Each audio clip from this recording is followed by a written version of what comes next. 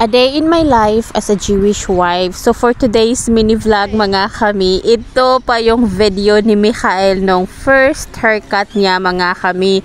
2 months na siyang nakatingga dito sa aking cellphone dahil nga mga kami, busy talaga yung life natin for today's video dahil nga nagwo-work na rin ako mga kami. At the same time, nakakatamad talagang mag-upload mga kami at mag-voice over. Kaya yung video na ito mga kami is 2 months na siya dito sa aking cellphone. Pero ngayon, ayan, i-upload natin ito dahil nga mayroon na tayong time kahit konti lang. So, the struggle start here mga kami dahil nga ang kulit ni Michael, talagang galaw siya ng galaw kaya nagkakabang-kabang yung kanyang gupit dahil nakikiliti siya mga kami sa kanyang batok and also sa kanyang lieg. Talagang kapag hahanapin nyo yung kiliti ni Michael, very easy lang mga kami, yung batok niya, yung pinaka-sensitive part ng kanyang body.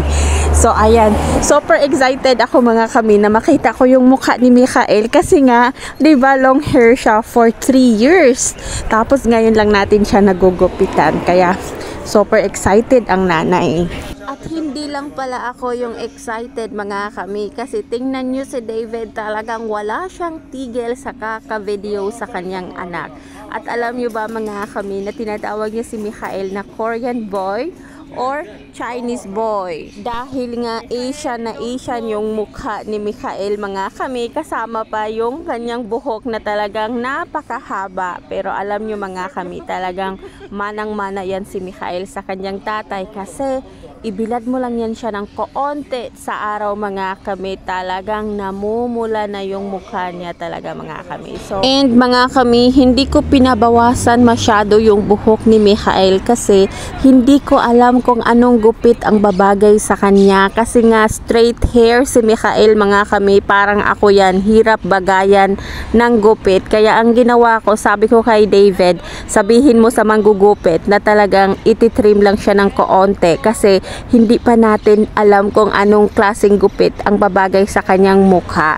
Kaya ayan, ganyan ang kinalabasan ng kanyang gupit mga kami. Pero satisfied naman ako. Sobrang wow, napakagwapo na baby na ito. So mga kami, may naiwan dyan sa gilid ng kanyang hair. Ganyan yung mga Jewish baby mga kami. Not all naman, pero kapag ikaw ay isang religious, talagang mayroon kang tinatawag namin na piyot. Yun yung protection sa iyong intelligence, sa iyong pagiging smart. Kasi nga, ano yan mga kami, malaking mitzvah yan or blessings para sa mga Jewish baby, yung piyot na yan. Kaya talagang napaka-importante niyan mga kami kapag ikaw ay isang religious. So, since si Michael ay pumapasok sa isang religious school and lahat-lahat ng mga bata doon mga kami ay may piyot talaga. And also, ini-explain din yan ng rabbi before gupitan si Michael ng buhok na talagang kailangan ay mayroon piyot si Michael because that's the sign of being a Jew,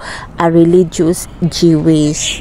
Ayan, malapit na tayong matapos mga kami. Kawawa naman yung manggugupit. Talagang hirap na hirap siya sa ulo ni Michael dahil nga sobrang likot. Kaya yung likod ni Michael hindi masyado pantay. Pero sabi ko sa kanya, hayaan mo na kasi gugupitan naman namin yan for the next 2 months. So, ayan, here we go mga kami. Ayan na yung result ng kanyang haircut.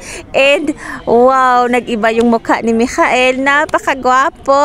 And mga kami, since first haircut ni Michael ito, kaya mayroon siyang pa-medal. O, diba? Nakatanggap si Michael ng medal and also mayroon din siyang certificate mga kami. So, doon sa certificate niya mga kami, ilalagay nila doon yung hair ni Michael. Tapos, ang gagawin ko, ilalagay ko siya sa frame. Tapos, ilalagay ko siya doon sa kwarto ni Michael.